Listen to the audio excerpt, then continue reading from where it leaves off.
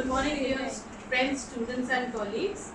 It is a momentous occasion for me to invite you all to the distinguished lecture series of our department. In equal measure, I see great pleasure in welcoming and introducing Professor Jaya S Tyagi to this learned gathering today. A specialist of early Indian history, Professor Tyagi received her early and formative education in the University of Delhi. In 2001, she earned doctoral research degree from Department of History, Faculty of Social Sciences at Delhi University. She began her academic career from Sri Venkateshwara College, where she taught history from 1990 to 2013.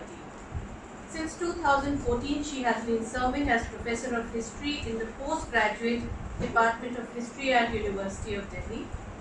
Further, Professor Tyagi has been a recipient of highly coveted postdoctoral fellowship at the prestigious Indian Institute of Advanced Studies, Shimla. She also holds a much celebrated degree in Historical Linguistics from Harvard University, United States of America.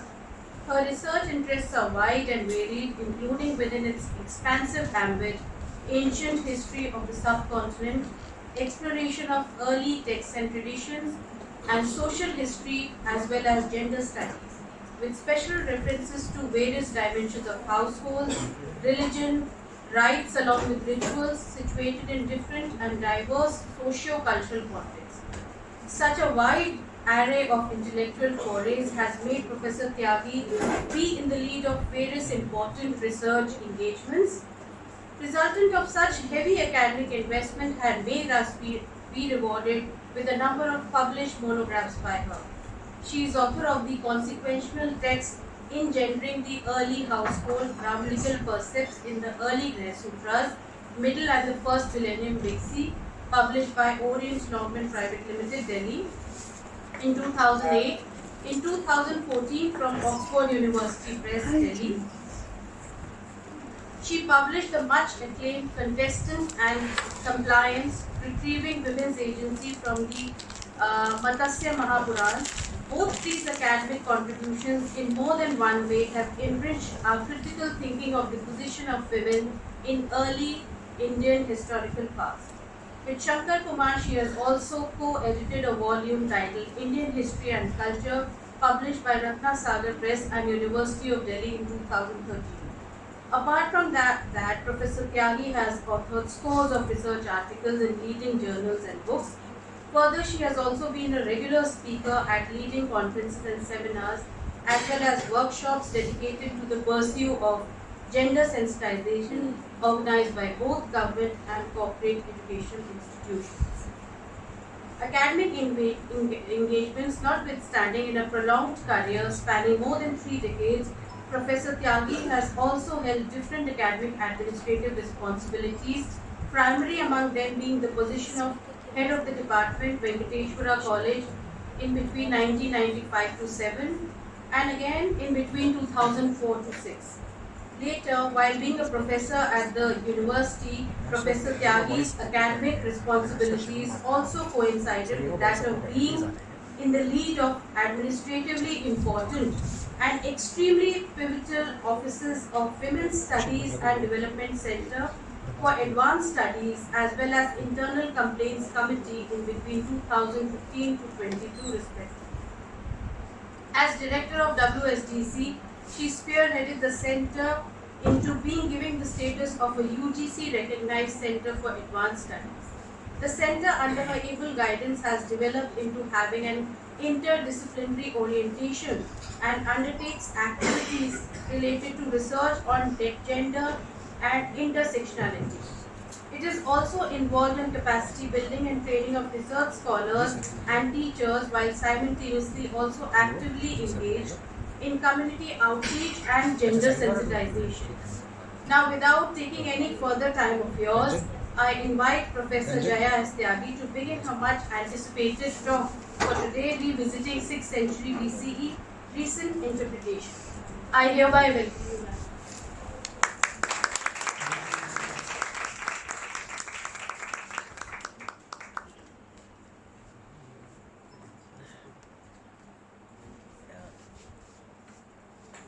इसको इधर कर दो, बिल्कुल शक्ल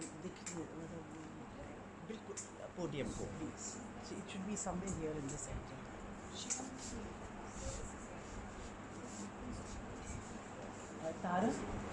तारा है तो podium को थोड़ा इधर कर दो आगे.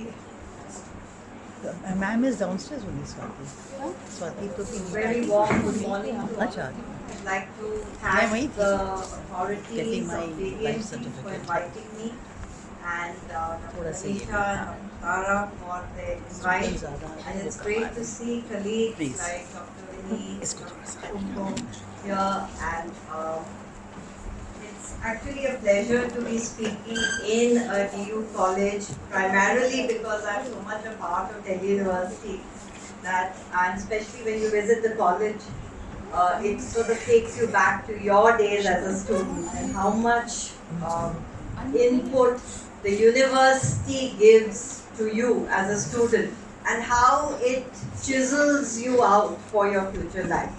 तो दिल्ली यूनिवर्सिटी के किसी भी कॉलेज में आने में मेरे को बहुत अच्छा लगता है क्योंकि मेरे को अपने कॉलेज के दिन याद आ जाते हैं और मेरे को कहा गया था कि मैं ऐसे विषय पर बोलूं जो स्टूडेंट्स के सिलेबस से रिलेटेड हो और आई एम सॉरी ये है सिलेबस से रिलेटेड पर इसमें बिल्कुल ही आइडियाज़ बिल्कुल ही अलग है और ये इसलिए क्योंकि ये जो आइडियाज़ मैं आपको बता रही हूँ वो 40 साल से रिसर्च में है लेकिन लोग अभी भी लोगों की कुछ धारणाएं हैं 6th सेंचुरी BC को लेकर जिसको वो सोचते हैं कि ऐसा ही था.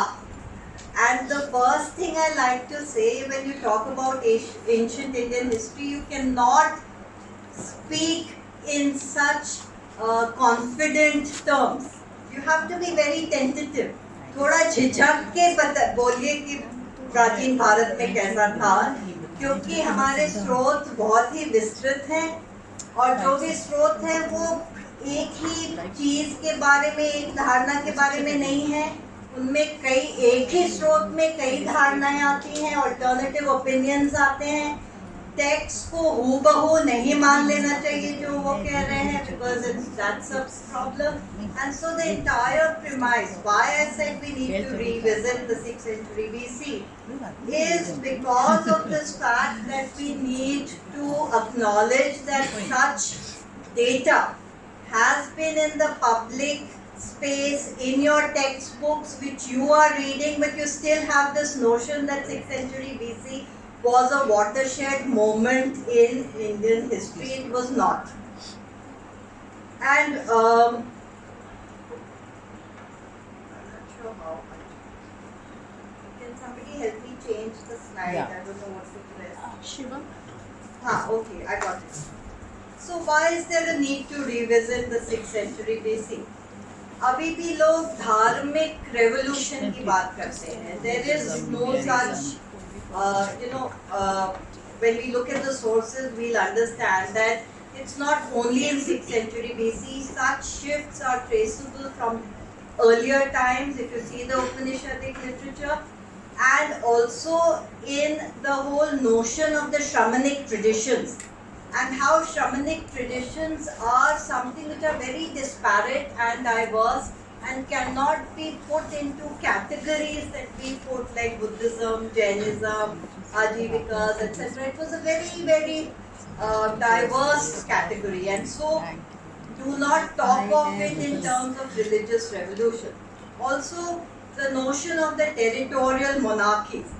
And these very elaborate lists are given, 16 Mahajanpaths, these are the Gansangs, and you have this idea that 16th century में सारे states टेरिटोरियल मोनार्कीज की तरह चल रहे थे और बीच में थोड़े से गनसंग थे.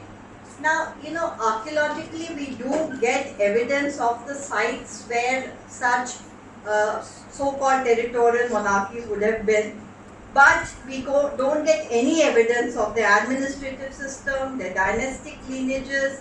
Those come much later.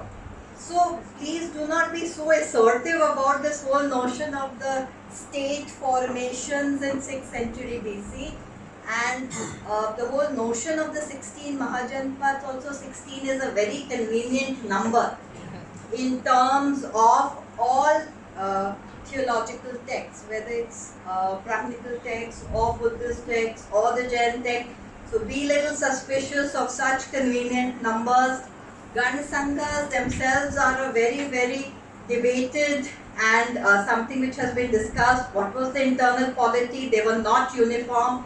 Not all the Gana Sanghas regulated their lives in the same way. So it's also been seen as a period of significant social economic changes, urbanization, monetization, and we'll talk about that. This cursor is not, when you shift the slide it doesn't work. Or I'm not doing it.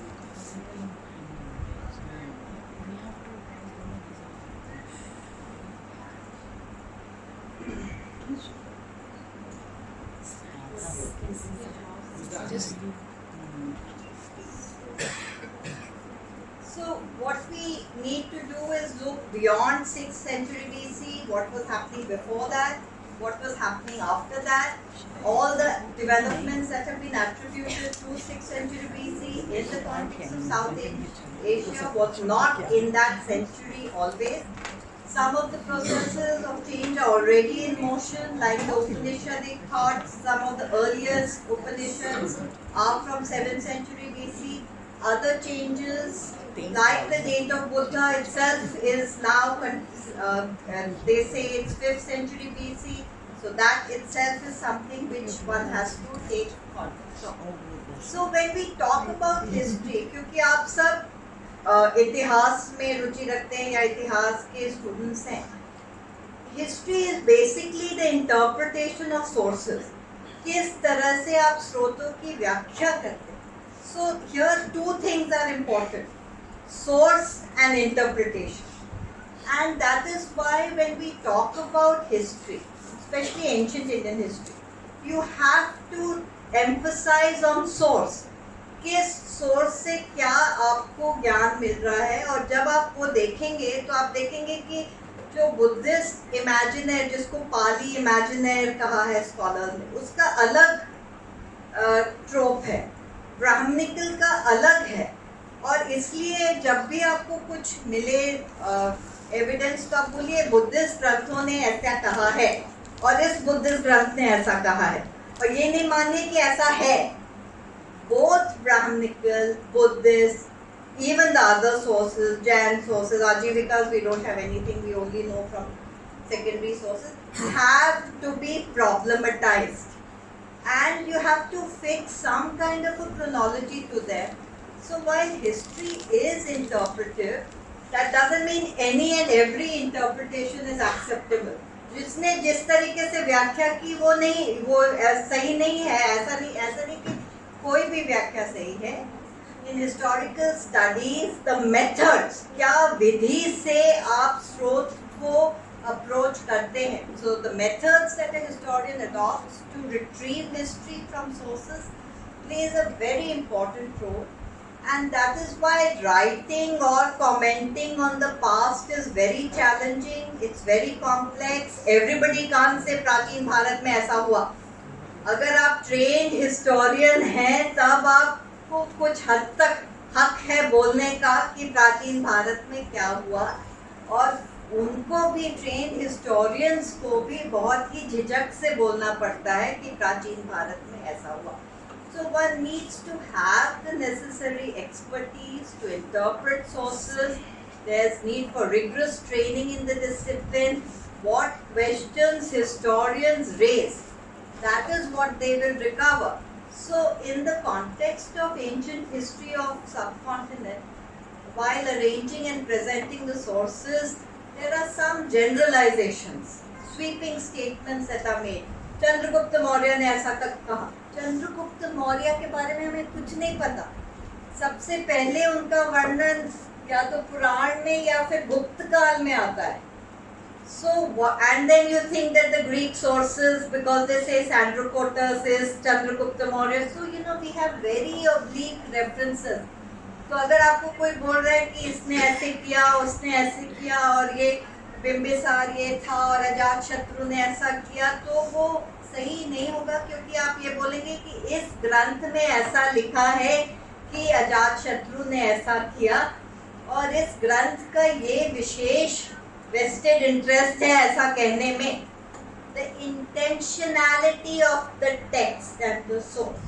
So actually, if you see it, one of the most important sources that we get for ancient India are Ashoka's edicts.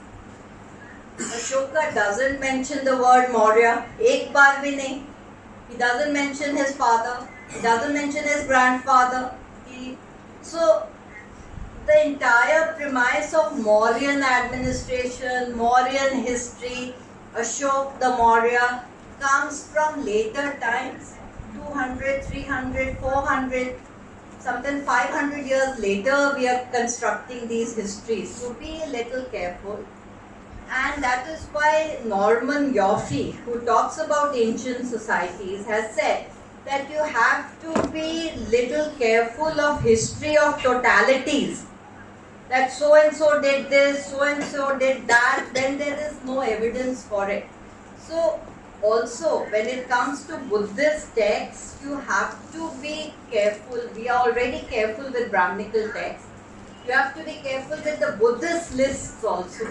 Because Gregory Chopin has said this, that there is need to question what the Buddhist, this over-dependence on Buddhist text, and then you create an entire narrative on that basis. So in this talk, you can tell me whenever you want me to stop, because I tend to, and we started a little bit, so whenever we will be discussing date of Buddha, the importance of the Bhavru Barak Calcutta Edict of Ashok, the evidence relating to Shramanic schools of thought. Sare texts with talk about religious intellectual fervor of 6th century BC based on this sutta in the Digha Nikaya, where the 6 thinkers are mentioned, the Samaya Phalla Sutta of the Digha Nikaya. उसमें 6 लोगों के का वर्णन है कि ये बुद्धकालीन लोग हैं.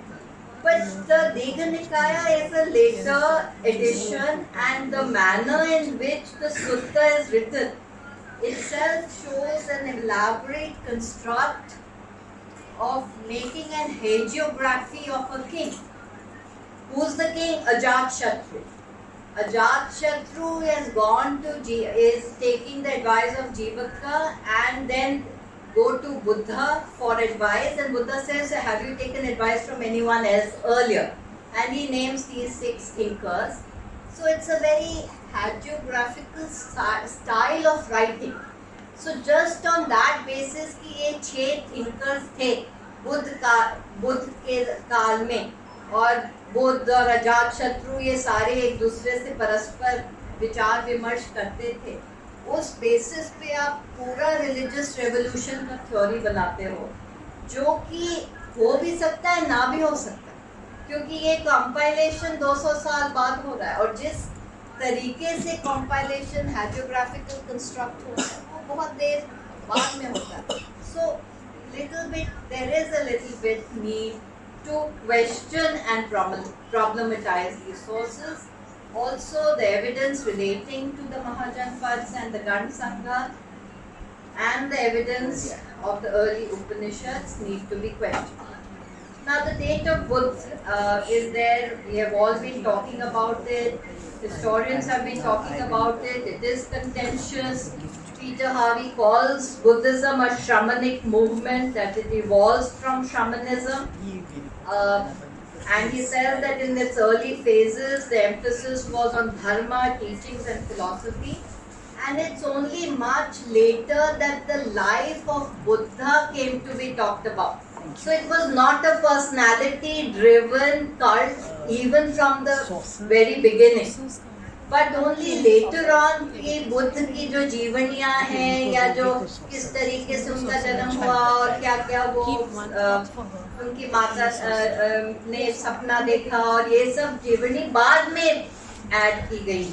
So you can see how there is, even in the history of religions, there is a historicity, and in the beginning they emerge as some kind of alternative systems of thought, and it's later that the followers make it more institutionalized. उनको एक व्यापक तरीके से संगठित करके, उनको organize करके, वो बाद में होता है, उस समय नहीं हो रहा है. So it's been 40 years since the discussions on Buddha's date has been published and being talked about. Beckett had this symposium in 1988, and then this continues. And the date of Buddha is debated on the basis of texts found in the Buddhist tradition. So you have one version saying it was 623 BC, and that the death takes place in 543 BC. Another date suggested is 566 BC, and the date is 486 BC. This long chronology, which puts 218 years between Ashok and Buddha, has been adjusted. There is a shorter chronology, which is based on other Sanskrit East Asian traditions, which just puts 100 years between Ashok and Buddha, and this is suggests 450 BC and 370 BC. So there are multiple dates being suggested for Buddha. Some of the now what are accepted dates are, like Gombrich says, it's 484 to 404 BC. Witzel says it's 460 to 380 BC. So the whole point in my discussion is to say that there aren't those type of concrete dates for ancient India as we give. So be little careful about such assertive histories which give concrete dates. Buddha is also said to be a contemporary of Mahavir, whose dates are supposed to be 528, 512 BC. Here too there are discrepancies within the Jain traditions themselves. The Shvetambara and the Digambara dates differ. So you cannot really be very confident about Buddha's dates. That is what I am trying to say. The other thing is the significance of Ashok's Bhabru or the Bharat Edict. This is the only historical record which there would be others, but the Lumbini one is suspicious, and nobody can really say the veracity of Ashoka's minor edict in Lumbini.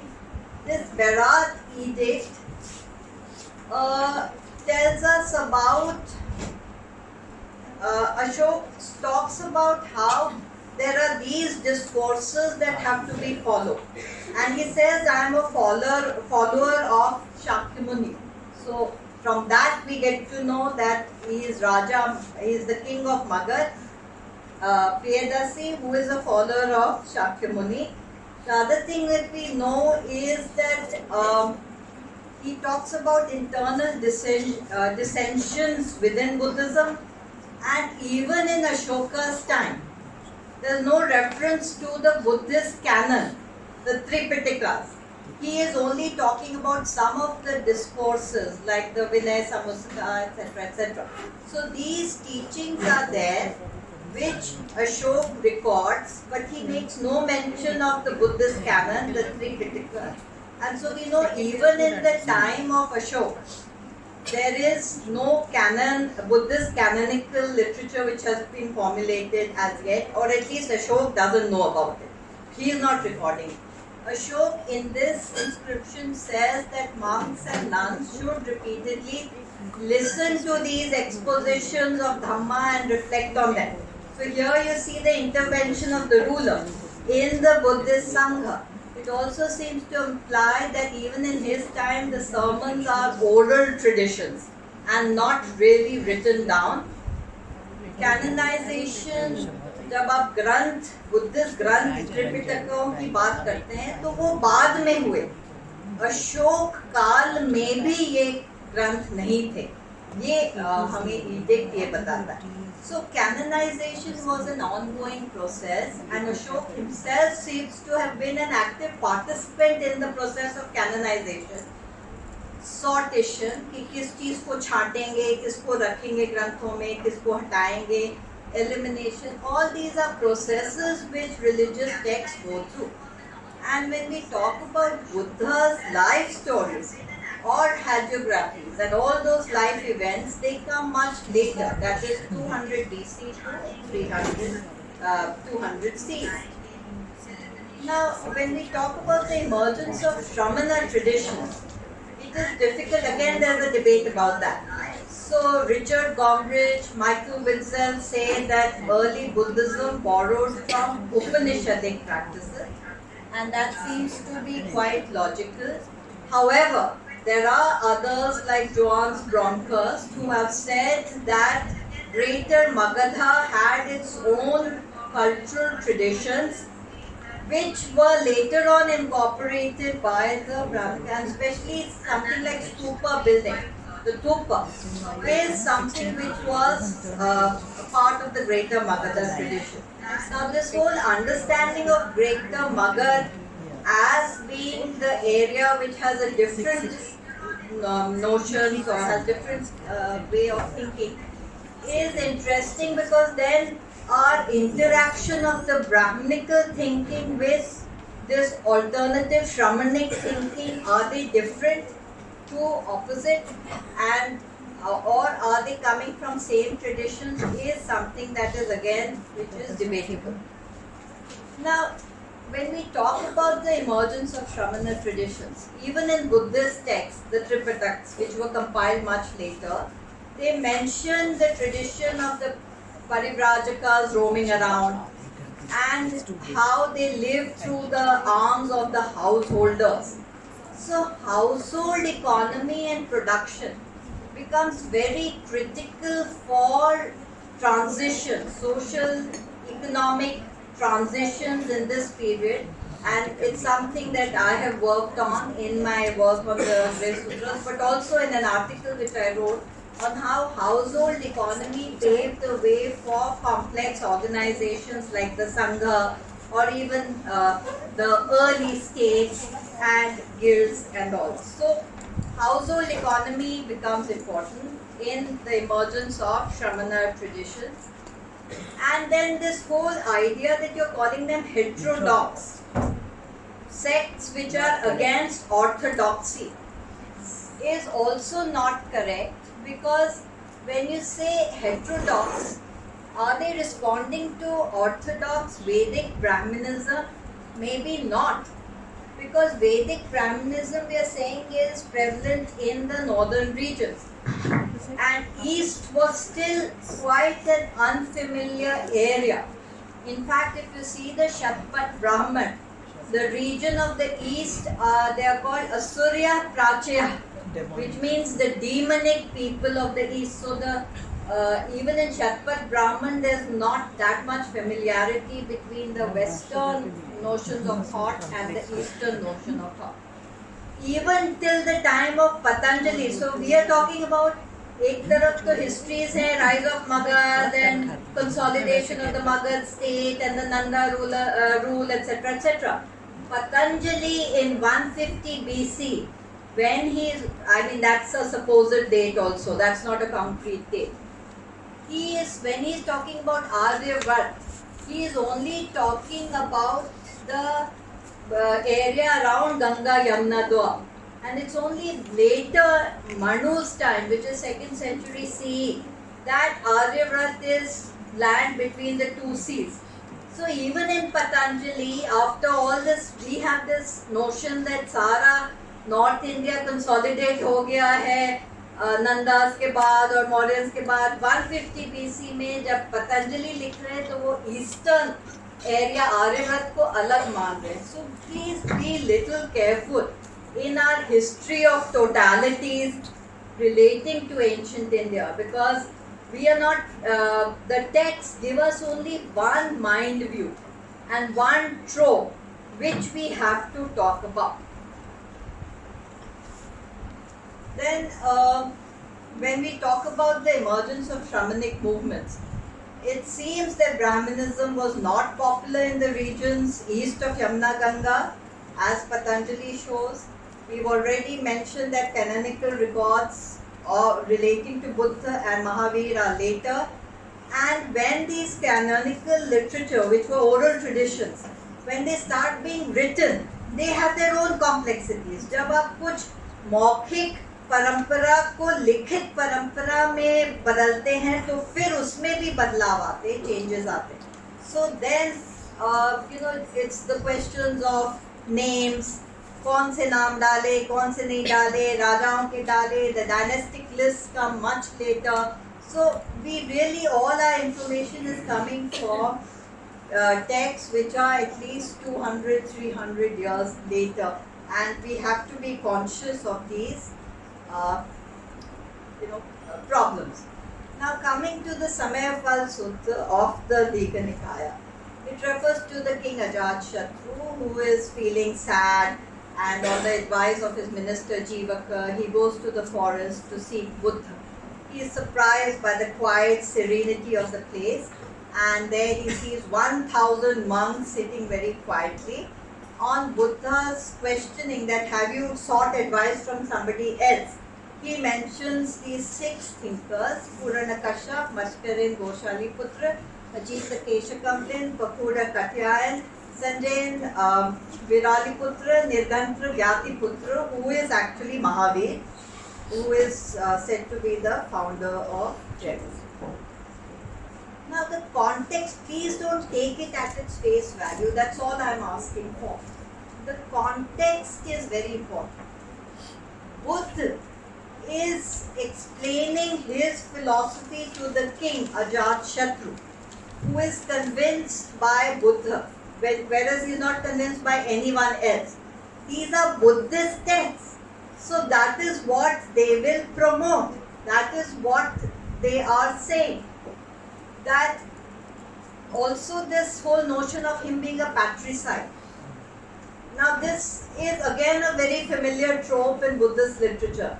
The evil, violent ruler who becomes reformed or philosophical after coming in contact with Buddha. How much of the passage is a historical fact? How much of it is an imaginative construct by the compilers of Digha Nikaya is very difficult to say. That's all. I'm not saying it's because there's no fact finding, there's no way that we can sit down and have a fact finding inquiry over this. We have to leave it at that. What I'm saying is that don't assert that this is what happened. It can be in the realms of imaginative constructs. Buddha's interactions with contemporary rulers like Ajatashatru is couched in hagiographical style, and whether it can at all be accepted needs to be scrutinized. But these continue to be the basis of our understanding of 6th century BC. And so we need to think about it. We have to think about the intention behind including such an episode in the text. The aspiration of Buddhist teachers to be advisors of the king. Ajatashatru is seeking Buddha for advice. This is mentioned in a Buddhist text, which means that the Buddhists want the kings to come and take their advice. This king seeking out answers to questions is a familiar motif in the Upanishads too. And you have the whole philosopher King Janak, engaging with Yajnavalkya and all the great philosophers of that time. The Samayafal Sutra says that the king was seeking a discourse on dharma, which again points to the fact that any meaningful ethical discourse was seen as dharma, not only Buddhist thought. So the Sutra says that he wants to know about dharma. Also, the Sutra says Buddha's philosophy appealed where others had failed. It also seems to say that kings are expected to have anxieties related to consequence of their actions, which is again a basic philosophy of Buddhism. That जो action करें उसका क्या reaction होगा, क्या उसका होगा, उसके बारे में सोचना चाहिए. So basically, the sutra is important for that, but not as an actual recording of a historical event which may or may not have happened. And also, it is a suspiciously repetitive motif. it seems to also talk about the king's desire for power.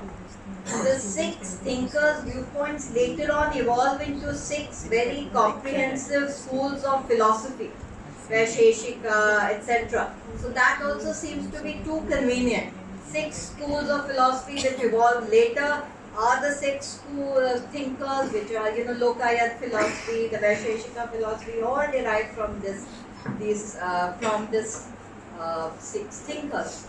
And the passage also shows maybe to the resources that is available to a king and the differentiation in lifestyles between the kings and commoners.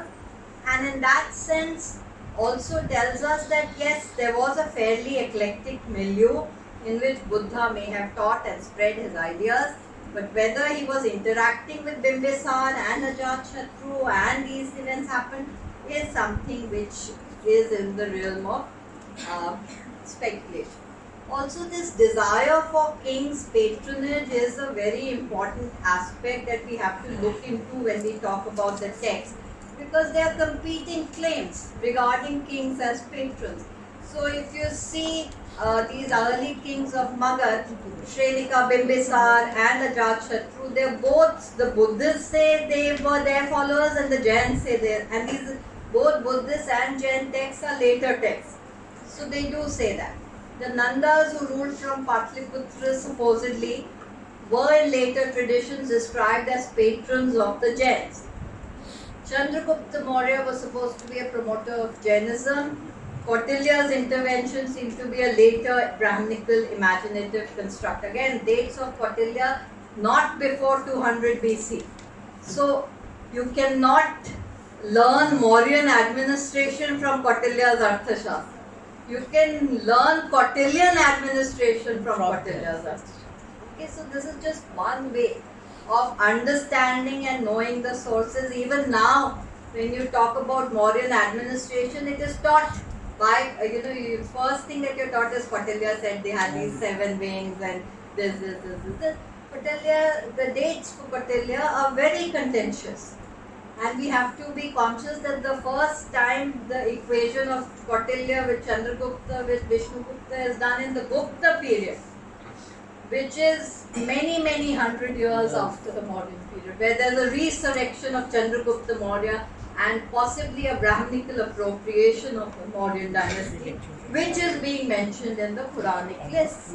So we really don't know anything. In fact, if you read Witz's recent article, not so recent, 2019, he says we don't know anything about Magad. And a whole history of Magad has been created through this whole idea of what has been reconstructed in Buddhist, Brahmanical and Puranic literature. So, Ashok, we know, turned to Buddhism because he himself admits it. But he is also donating to Ajivikas because we have the traditions in the Ajivika caves. And so there is a different kind of milieu. Now, that's what I'm trying to say is that when we take textual representations as sources, they're still important. आप ग्रंथों में क्या आपको information ज्ञान मिल रहा है वो महत्वपूर्ण है क्योंकि वो सोच दिखाता है उस समय पर इसलिए नहीं कि कौन राजा क्या कर रहा था और कैसे कर रहा था क्योंकि वो अपने आप बना सकते हैं so also that when we talk about the text you get to know about anxieties. What are the problems? Also, and it's not as if all these cults have mutual understanding and respect for each other. They make disparaging remarks about each other, and later on Ashoka's appeal for Brahman, Shaman and harmony shows that there was tension for all kinds of, for space, for patronage, for following, etc. Now, do we have time? Should I continue? Yeah, please finish, please. Pani wahan pada if you need ye glass mein. Yeah. So now, I'll just very quickly, I'll go through the Mahajanpad system. So the states seem to be categorized in a very neat dual categorization, 16 Mahajanpads vis-a-vis the Gansangs, and that the territorial monarchies existed with the Gansangs. They are not understood to be republics. There seem to be oligarchies or the Kshatriya sort of lineages, as Ramla Thapar calls them. Actually, we do not have a clear account of which states existed and when. And the textual lists have been taken as a standard, and archaeological evidence is matched against these lists, which is itself a problem. Because if you enter archaeology, there's this whole school of thought of how if you enter archaeology through textual, taking text as a base, that itself has problems. Because you're assuming that the text has, that kind of a wide base. It may not. अगर आप ऋग्वेदिक area को ढूंढेंगे, हो सकता है ऋग्वेद एक ही family के एक ग्रुप में लिखा जा रहा था और उस पूरा एरिया का, so you can't archaeologically look for Rigvedic sites. Because Rigved itself, we don't know who had access to or who was writing or how many people had access to that knowledge. Just because it has come down to you doesn't mean that whole of India was, that Rigved was accessible then. So be a little careful about that. Now, the problems with the sources. If you see archaeological sites, and mainly we are looking at NBPW sites, for Mahajanpads, painted grey upper layers transiting to NBPW sites. And for archaeology, maybe you people should consult Conningham and Young, because some of the discussions are there. So a lot of the archaeological remains actually show existence of sites in the areas which are later listed as the Mahajanpads.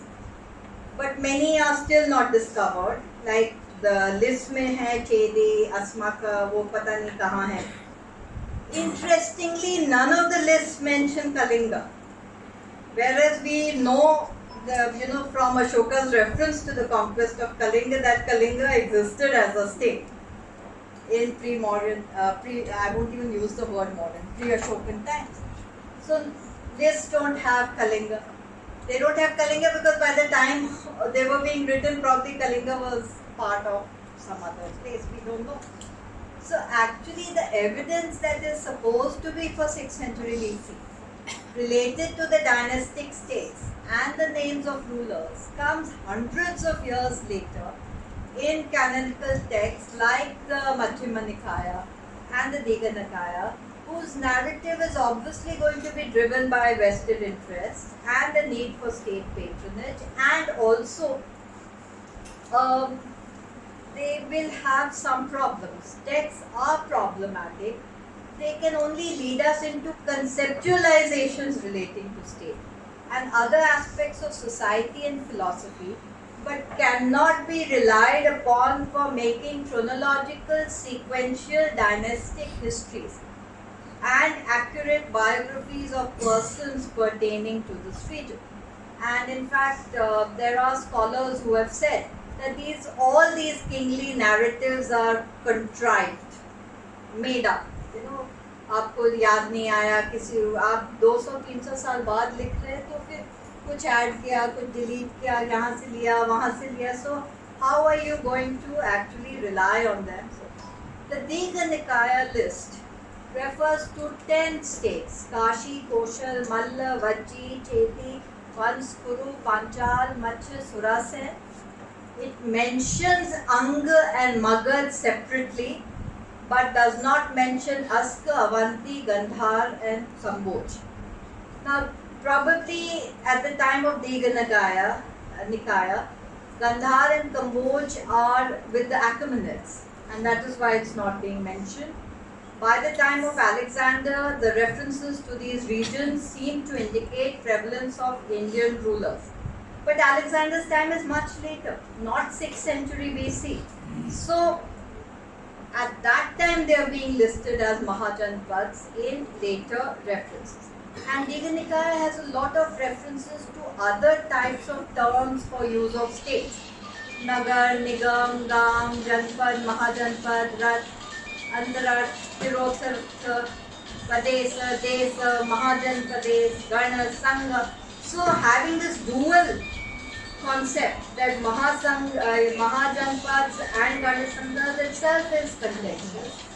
Reference to states as territorial monarchies may be a little far-fetched, as some of them are still associated with names of tribes like Kurus, Panchals, Sudasen, and they are still getting used to territorial acquisitions. So ये जो क्षेत्रीय monarchies, territorial kingdoms आप कह रहे हैं, वो पता नहीं है भी या नहीं, और ये family names हैं, Kuru, Panchal, Sudasen. Although Witzel talks about Kuru hegemonization of the Ganga Yamuna curve. So that is there. Further, since no chronology is mentioned, one doesn't know since when the territorial monarchies existed, where they existed together or at different times. एक खत्म हो गया, एक है, फिर भी उनको 16 के लिस्ट में क्योंकि 16 नंबर करना है. So these are possibilities. And also whether they were during the time of Buddha or contemporary to the time when the lists are being made, or so in that case they're 200-300 years later. And so it would seem as if rather than refer to merely two types of state systems, territorial and Gan Sangha, there could have been many different types of states that had existed, some with tribal and clan origins, what we call the chiefdoms, rulers who are constantly negotiating with traditional systems of governance, introducing new ideas. And so we have to also look at how, what are the features of the state when we talk about the rise of territorial states in this period. And it is increasingly, that idea that when we talk about state formation, that there is a pre-state and there is a state, that itself is now getting dissolved. And what they are saying is that the distinguishing features of the state are not that clearly marked. And sometimes it's better to discuss historical transitions as changes to complex societies or even the word complicated society. तो आप राज्य के पहले और राज्य के बाद की धारणा ना लेकर आप जटिलता की धारणा लेके चले. और जटिलता doesn't mean evolution. We are not talking about unilinear evolution, but we are talking about, like Yoffe says, that these societies have subsystems which may be semi-autonomous, have diverse functions, and then they are brought together by generalized centers of political and economic administration. So when you see that there are linkages, that there is a system which we can call the state system with subsystems, and they get linked together by political and economic administration. But in early states, Yoffe says that these linkages are weak. And we need, these early states need new symbols of social identity, ideologues of power, and representation in history, how they represent themselves to bring themselves together. So then how does one distinguish a state? Rajya kya hai? So Yoffe says the existence of a political center with the ability to express the legitimacy of interaction between the differentiated elements. ये जो subsystems हैं, इनमें जो interactions हो रहे हैं, उसको manage करना वैधता के साथ, तब आप राज्य की बात कर सकते हैं. And also then we have to talk about chiefdoms, and chiefdoms are, we are not talking about simple states. Long back in 1968, Marshal Salins had made this statement about the chief, that he says everything, he makes declarations and people listen to him and then they do what they please. That is a chiefdom. But time has changed since then, and now it's realized that the chief is not representative of a redistributive, egalitarian, semi-egalitarian economy. Chiefdoms have status. The chief is an elite who is controlling the prime resources, the prime land, the best land. He is dependent on dependent labor. The chiefs have a ritual status. They have goods given to them by the community during feasts. So what R.S. Sharma had called potluck system of semi-tribal, semi-egalitarian are actually very complex systems where the chiefs are actually owning land. And it's only because of their ritual status that gifts are being given to them. And it's not a voluntary potluck system that people are envisaging. And so Yoffe says that you have to talk about looking at states not from top to bottom, but from bottom to top, where you have these power structures. Power emanates from different sections of the society, and there is a political center which tries to bind all these different power groups together. What do you think is happening in Ashoka's edict? Exactly that. Shramana, Brahmanas, all being brought together by his administrators, the Dhamma Mahamatras.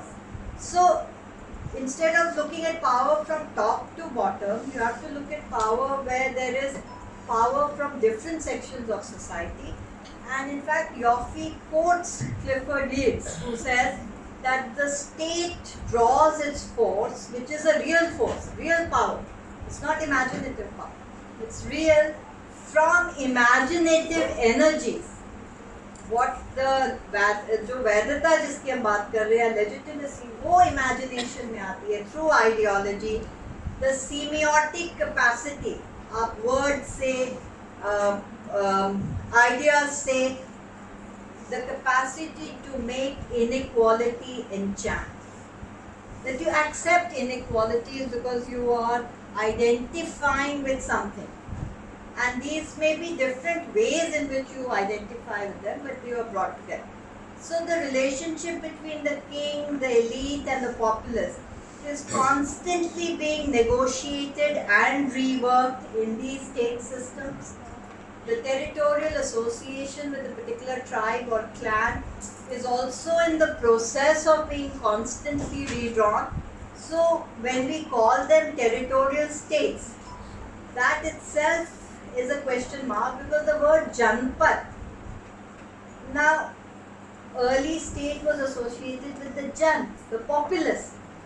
So they are not calling themselves territorial monarchies. They are calling them a confluence of people, Janpat. So where the people stay. So in that sense, and territorial boundaries were not fixed, they were nebulous and being reworked. So also this notion that Koshal and Magad emerge as power centers are there in the text.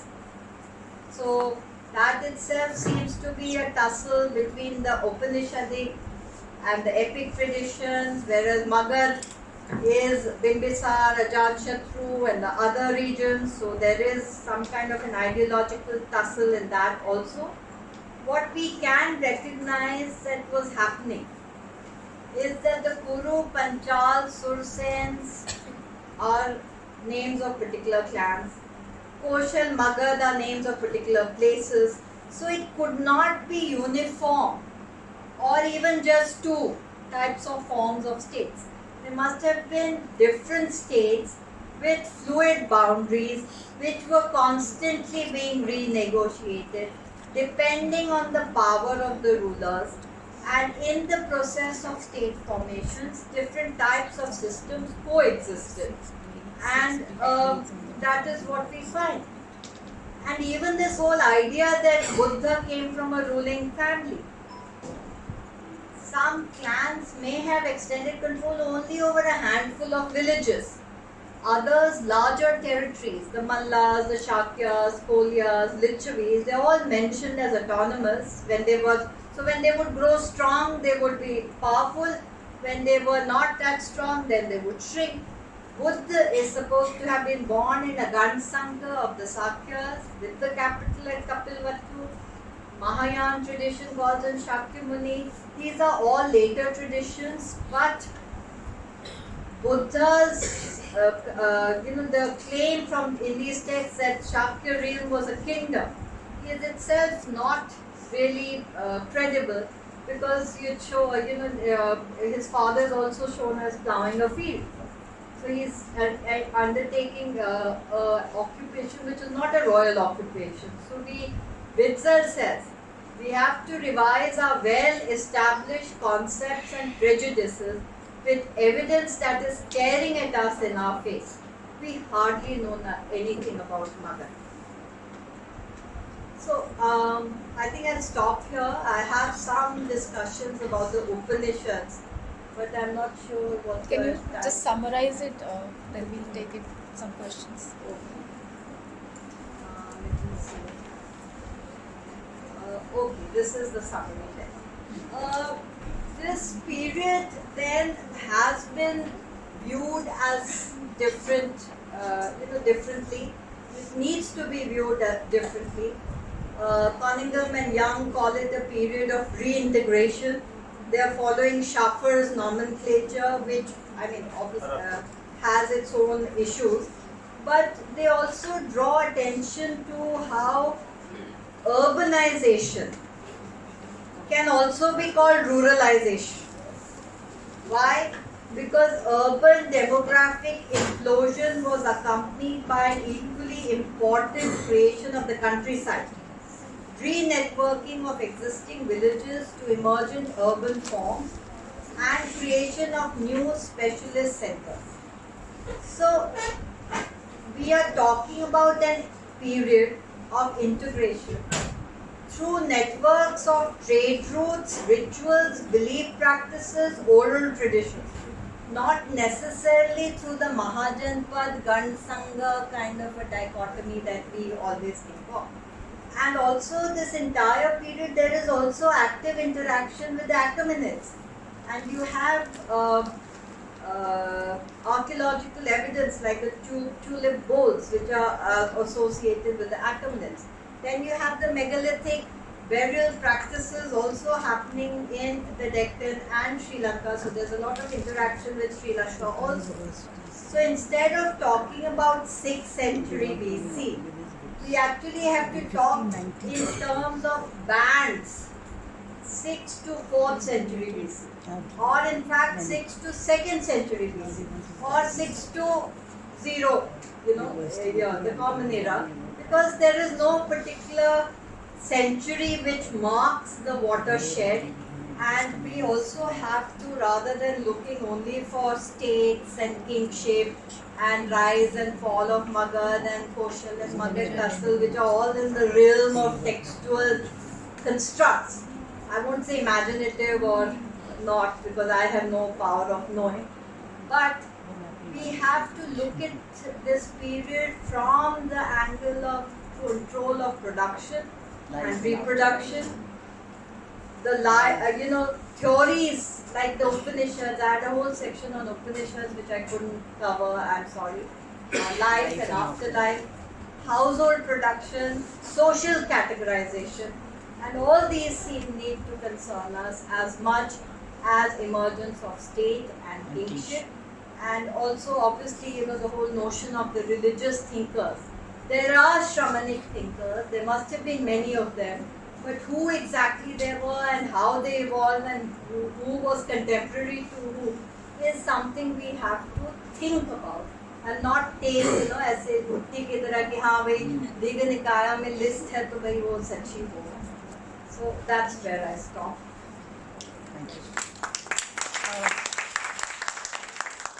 Jayaji, I have just a very strange query, and the query is related to KBC. KBC, कौन बनेगा करोड़पति? No, sorry, I don't see. No, doesn't matter. No, doesn't I hope matter. you're not asking one of the questions. Very I have to phone a friend. On the last month of September, 3 of my students who go back more than 30 years, they've all qualified for the KBC. So what happened? They came to me and they just wanted to know something about history and. Now, what I found was, what are the sources which the KBC team is consulting for the questions that they put on the KBC regarding history? And especially, like you just mentioned about dates and all that, and they asked you one particular date or a particular, who was the contemporary of, say, Buddha, which of these, and then, they'll give you 4 names and all. And hearing you, I realized that most of the questions that they asked were not really, didn't have the right answer. Although they say, gee, lock kiya jaye, and you got the right answer. So, this particular student of mine, how to call him a student, he himself is a grandfather now. And he was so disappointed because, and then he came and apologized to me that he had not been able to, answer that particular question. It was based on the Buddhism and Jainism rose as a protest against which religions, and then you had various options. And of course, what he had heard and what we had read and what we had been hearing and speaking and talking about was, but as you said, that they were not, it was heterodox and religions and all that, and whether they were in differences of opinion and of ideologies between the prevalent religions and all that. So was Hinduism really, it had Hinduism, Brahmanical this thing, and was it really existing at that time? And he said no, and so, he didn't qualify. Yeah, okay. Yeah, please. That is I really don't know how to respond to that because Because I am what not. sources are they But you're consulting? right. You Because see, this is what everybody sees. Why I chose to talk about this is because there are many assertions we just take for granted. In history, there was a person who used the word factoid, which means that you keep saying the same thing again and again, and then it it's becomes a fact. accepted as a fact. And where is the source for that? So that is why I say that we have to look at sources. And when we look for, when we say, okay, who was a contemporary of Buddha? So you have to say who was a contemporary of Buddha according to the Digha Nikaya. Okay? So that is the qualification, a person who is conscious of history. And that is why I mentioned this, who knows what history means. It means that you're studying the sources and you're interpreting the sources. So according to the Digha Nikaya, Buddha was a contemporary of these 6 thinkers. See, it's a very popular program, and everybody sort of goes by it. All our standard textbooks have it. But my only humble submission is that if we are talking about ancient India, then we have to be a little, and even these textbooks will say according to Digha Nikaya. But then the further sort of way it becomes, sort of absorbed by us, is that 6th century BC was 16 Mahajanpas and Karna Sanghas, and this is how they interact. So the idea is that 6th century में 16 थे, और फिर उनके बीच में गण संघ थे, और फिर उसमें से कौशल और मगध में लड़ाई हुई, और फिर मगध सुप्रीम हुआ, और फिर उसके बाद एक के बाद एक पहले हरिणकाज आए, फिर नंदाज आए, फिर मौर्याज आए, फिर ये शिशुना, whatever. Those are Puranic lists, which are like 400 years, 500 years later. So कौन किसके बाद आया is थोड़ा सा we should be a little conscious कि भाई इस source में ऐसा लिखा है और ये source 200-300 साल बाद का है. No, I've told them not to video call a friend. Don't put my name in video call a friend. I'll But the other thing is about history from DU is that we understand that there are no assertions, and whereas in other places, I'm not being disparaging about other places, but in very many places people are teaching history like And then questions also come like that. आपके multiple choice questions आएंगे. Date of Buddha 566. Yes. Yeah. And But then so you have to go with that, I guess. But here we have shown that there could be 5 possible dates of Buddha or no date. True. आप अपने grandmother की date पूछिए ना. मेरे को नहीं पता है. My grandmother's date. I cannot give a year. And आप बुद्धा का इतना assertive way में बोल रहे हैं कि 566 BC. So there has to be a tradition of recording those dates as per the Julian calendar. It is not there. There. True. Yeah. Yeah. Sorry. The I mean, Upanishad, you mentioned the Shatpat Upanishad, right? No, the Anymore? Brahman. No, the Brahman. Brahman. Shatpat Brahman, yeah. No. So, what about those dates? And what is the east of the Shatpat Brahman? Where is the Shatpat Brahman? Just so that to bring you to that Upanishadic If I could do the Vedic, because that's my favorite comfort zone. Yeah. So, as everybody will know. So the Shatpat also is being written in the Guru Panchal area, which is like in the Ganga Yamuna. Okay, so all these areas So are everything is then the east is yes, the entire east Gangetic is belt. kind of unknown. Yes, there is what Patanjali calls the Kalata mountain, and there's a whole debate about where that mountain was and where it was. But it seems that anything beyond what we know as Magad was not part of it. And the symbolism of the state as a center, the center that holds it together. So how you brought out that point, right? As a new ways of looking but at I the state. also brought about the point that center is not something which is fixed, and there is fluidity, and No, that but- there are multiple power groups. Right. And one can be there can be always a negotiation. So how do we connect it with what we always teaching, the Brahmanical monarchy? So that exists in the realm of the text. There are very good studies on that. So it is there. The notion of kingship, that was part of my Upanishad talk on Upanishad. The notion of kingship. How in the Vedic period it is the king who is doing the rituals and all, but the Brahman is the Maya. Whereas in the Upanishads, the king is teaching the Brahman, Yeah. which is a total, reversal, role reversal. And the king teaching the Brahman about knowledge which nobody knows, the theory of karma or the afterlife. Yes. And you mentioned about the demonization of East. So I was just thinking about it that Demons in the The demons in the East. So there's a difference in that. Yes, right. So I was just wondering that do we have any sources that talk about that how the East is perceiving the West firstly, and secondly, when they are perceiving East in this manner, there's obviously the sense of unknown, right? But there might have been some kind of interaction. That's why Patanjali is representing the East in his text. So how do we understand this interaction, and do we see that maybe East is depicting or discussing about West so that we can understand their perspective? So I'm not postulating that there was an East and West divide. There must have been interaction. And the interaction, because you see NBPW, if you see the pottery, there is so much. That is why they call it, Cunningham and Young are calling it a period of integration. Because there's the standardization of products and commodities and goods, networks of exchange. So there is a lot of interaction. But in the mindset of, it's like, if I'm a Marxist scholar, I may not engage with other scholars.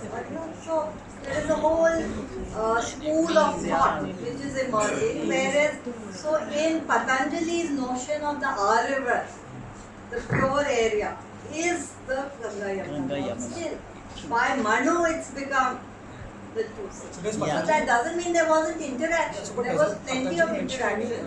But the mindset of the author when he's writing and his notion of what the Aryavrata is. Ashok has already talked about the Jambudvip. So Ashok's notion of territoriality is different from Patanjali's notion. And they are working on different tropes and maybe interacting also, in terms of ideological constructs. I'm not saying Ashok was a contemporary of Patanjali, I'm not interacting that. But ideologically, there are interactions, I'm sure. But the fact is that you have to be conscious that because I'm a scholar, and I'm writing in a particular way, doesn't mean that what I'm saying is relevant for everybody and everybody knows it. They know my work is known only in a very select section. 2000 baad, if you read it, then you'll say, oh, this is what was happening. But it was not, because half the book, maybe only 6 people have read the book. So that is why when we talk about Patanjali, you say Patanjali's mindset. Yes. Aryavrat was there. And in Ashoka's inscription, he is talking about Jambuti, which is later, Patanjali is supposedly later than Ashoka. So dates are not always possible, but we have to have some chronology. Is there any particular reason? I mean, obviously there might be, it's impossible to guess, but if Patanjali mentions that why he is representing the East in this particular manner, any specific So this quote is from Shatpad Brahman, the demonic people of the East. That's not from Patanjali. Shatpad Brahman is much earlier. Much earlier. Yeah, Shatpad Brahman would be maybe 1000 to 800 BC. So much earlier. Anybody? Students? So ma'am, this is something you use wisdom, assertive history.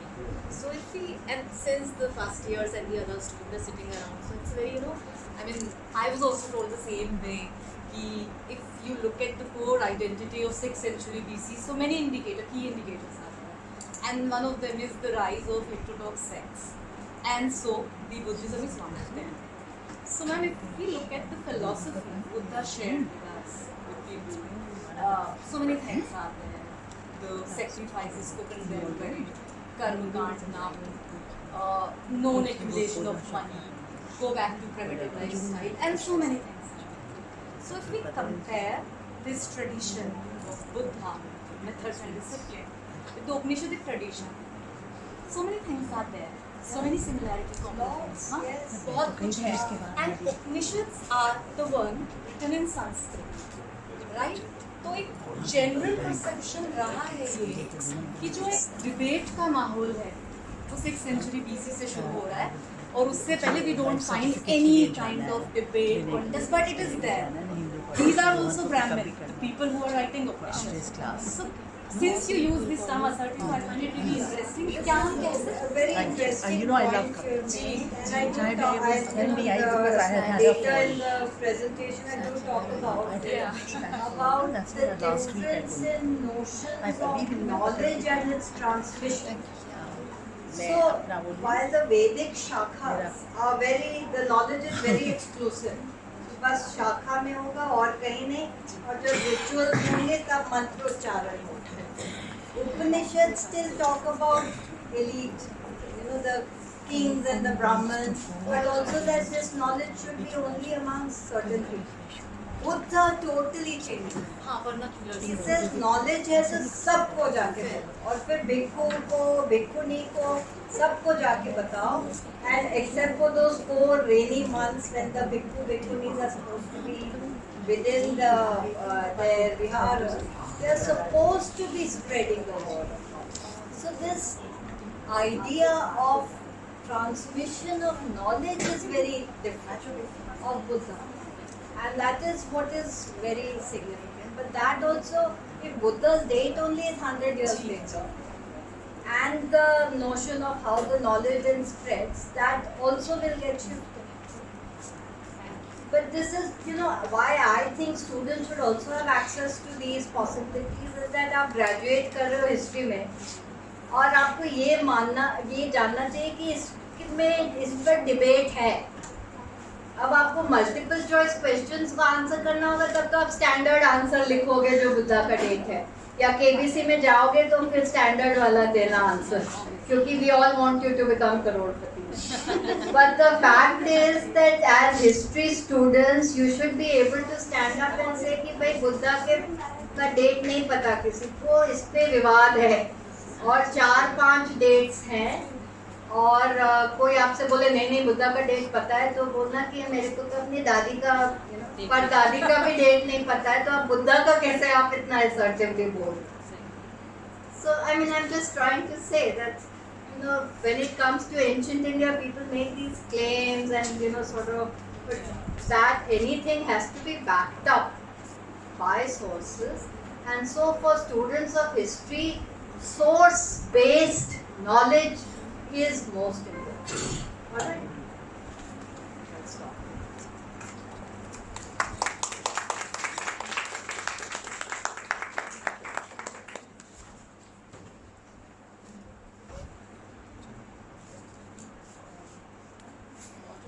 And Professor Tyagi, very astute scholarship coming up, with very pertinent points, revisiting of a very crucial period of Indian history, of course.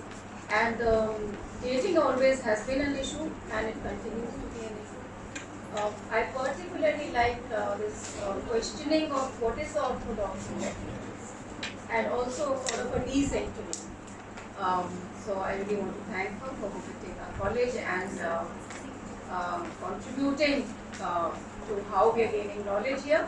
Thank you.